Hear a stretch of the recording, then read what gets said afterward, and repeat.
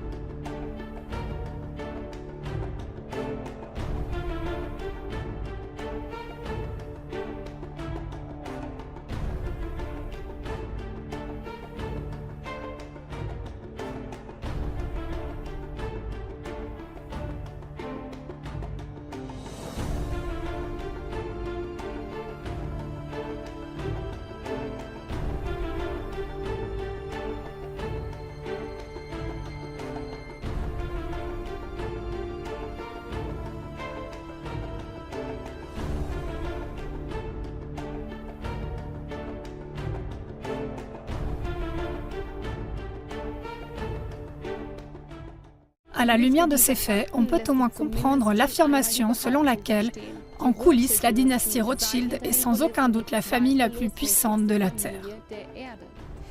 Leur richesse estimée s'élèverait à 500 billions de dollars.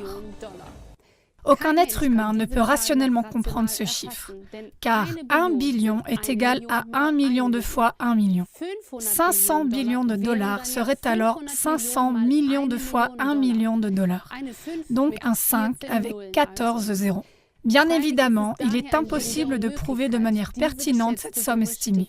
Avec des actifs de cette ampleur, ce patrimoine se comporte comme les bas-fonds de l'océan. Il est à la hausse et à la baisse à tout moment, dans des proportions incroyables.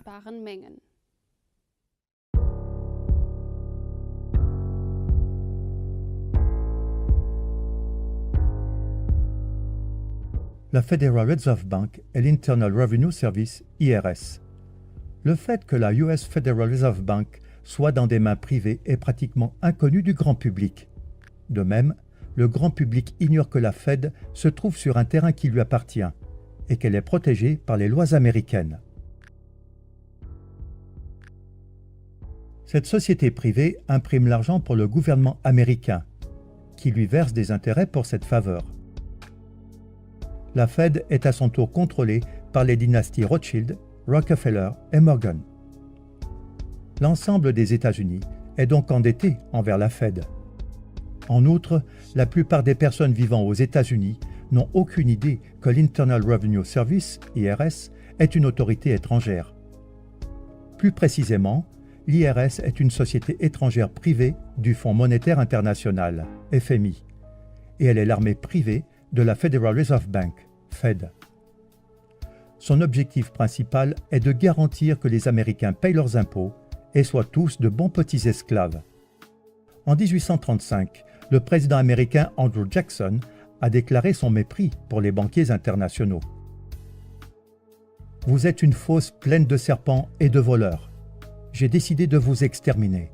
Par Dieu Tout-Puissant, je vais vous exterminer. » Si seulement les gens comprenaient l'injustice abominable de notre système monétaire et bancaire, nous aurions une révolution avant demain matin.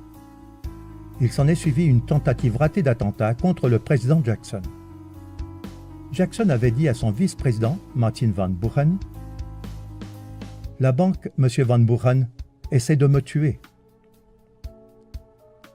Ce sera le prélude d'une série d'intrigues qui marqueront la Maison-Blanche pendant encore des décennies. Les présidents américains Lincoln et John F. Kennedy ont tous deux été assassinés dans leur tentative de libérer le pays des banksters. Les mégabanques du monde. Il y a deux mégabanques qui offrent des prêts à tous les pays du monde, la Banque mondiale et le FMI. La première est détenue conjointement par les plus grandes familles de banquiers du monde, les Rothschild en tête, tandis que la seconde est entièrement détenue par les Rothschild.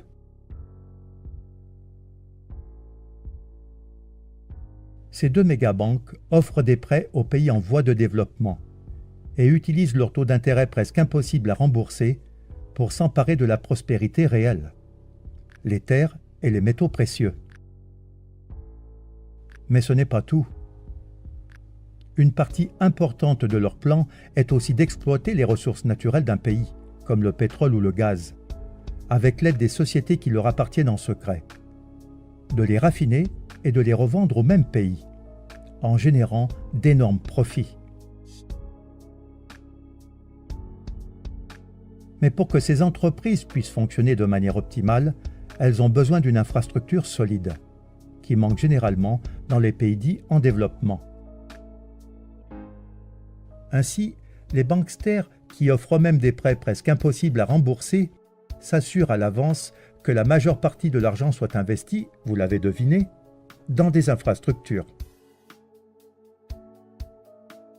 Ces négociations sont menées par des tueurs économiques, qui réussissent en payant à ceux qui peuvent vendre leurs terres une jolie rétribution, c'est-à-dire un pot de vin, ou sinon en les menaçant de mort.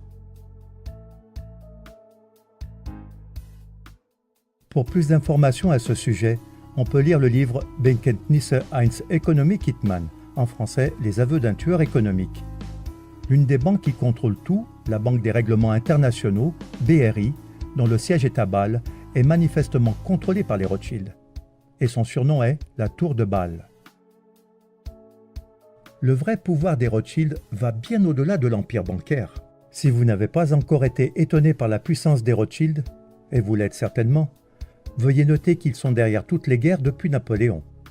C'est le cas depuis qu'ils ont découvert à quel point il est rentable de financer les deux parties d'une guerre, et depuis lors, ils le font tout le temps.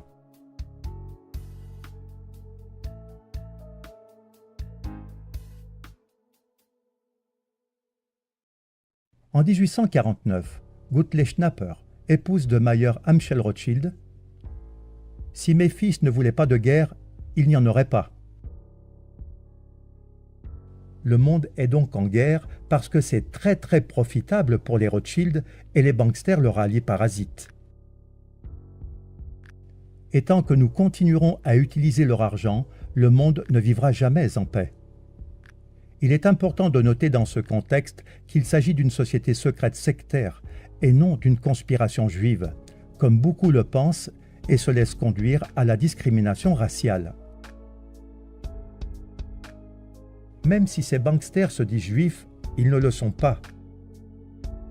Car le vrai juif n'a pas le droit de revendiquer des intérêts, selon Genèse 25, verset 37.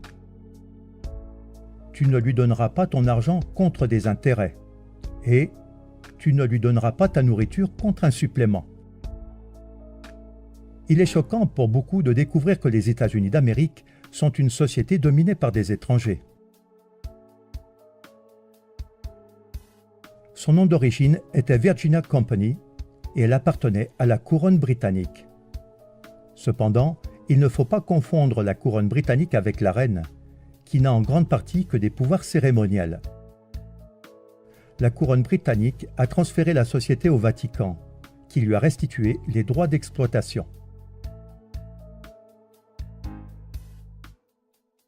Les présidents américains sont devenus directeurs généraux et leur rôle est de collecter des fonds pour la couronne britannique et le Vatican, qui perçoivent leur part des bénéfices chaque année. La couronne britannique gouverne secrètement le monde à partir d'un État indépendant et souverain de 2,9 km², connu sous le nom de City of London. Cette autre couronne est constituée d'un comité de 12 banques dirigées par la Banque d'Angleterre. Devinez qui contrôle la Banque d'Angleterre? Oui, exact, les Rothschild. En 1815, Nathan Mayer Rothschild fit la déclaration suivante. Je ne me préoccupe pas de savoir quelle marionnette est placée sur le trône d'Angleterre, le royaume où le soleil ne se couche jamais. L'homme qui contrôle la masse monétaire britannique contrôle l'Empire britannique. Et je contrôle la masse monétaire britannique. Ce n'est donc pas une simple théorie de conspiration, mais la maison Rothschild se trouve en fait au sommet de la pyramide du pouvoir. Si l'on fait des recherches approfondies, on découvre qu'ils sont le cerveau du nouvel ordre mondial et qu'ils dominent complètement d'un agenda mondial. Ils sont derrière l'Union européenne et l'euro, et ils sont derrière l'idée de l'Union nord-américaine et de la monnaie améro. Ils contrôlent tous les services secrets du monde et leur armée privée est l'OTAN.